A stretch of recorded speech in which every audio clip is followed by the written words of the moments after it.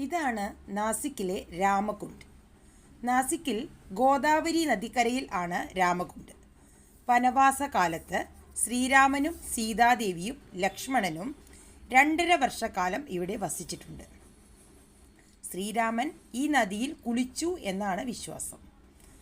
ഈ കുണ്ടത്തിൽ മുങ്ങിയ അസ്ഥികൾ ഉടൻ തന്നെ വെള്ളത്തിൽ ആഗിരണം ചെയ്യപ്പെടുന്നു.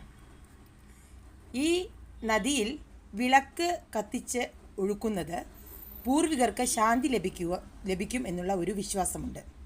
അങ്ങനെ ഞങ്ങളും അവിടെ വിളക്ക് കത്തിച്ച് ഒഴുക്കി. അതാണ് നമുക്ക് അവിടെ കാണുന്നത്. ഞങ്ങൾ വിളക്ക് കത്തിച്ചിട്ട് അവിടെ ആ നദിയിൽ ഒഴുക്കി.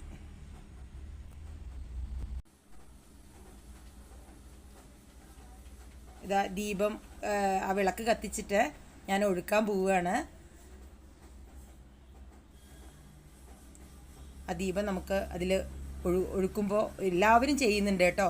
എല്ലാവരും കണ്ടോ, എല്ലാവരും വിളക്ക് കത്തിച്ചിട്ട് അതിലൊഴുക്കുന്നത് നമുക്ക് കാണാനായിട്ട് സാധിക്കും വീഡിയോയിൽ. വളരെ നല്ലൊരു ഇതാണ്.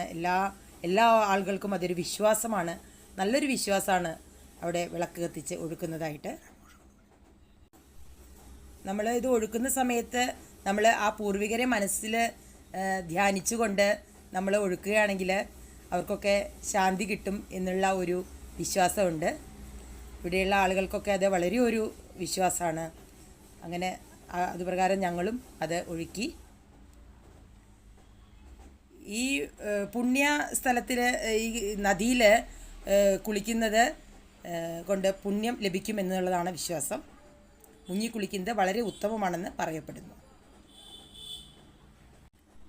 നമ്മുടെ രാഷ്ട്രപിതാവ് ഗാന്ധിജി മരിച്ച ശേഷം അദ്ദേഹത്തിൻ്റെ ചിതാഭസ്മവും ഈ നദിയിലാണ് നിക്ഷേപിച്ചത്.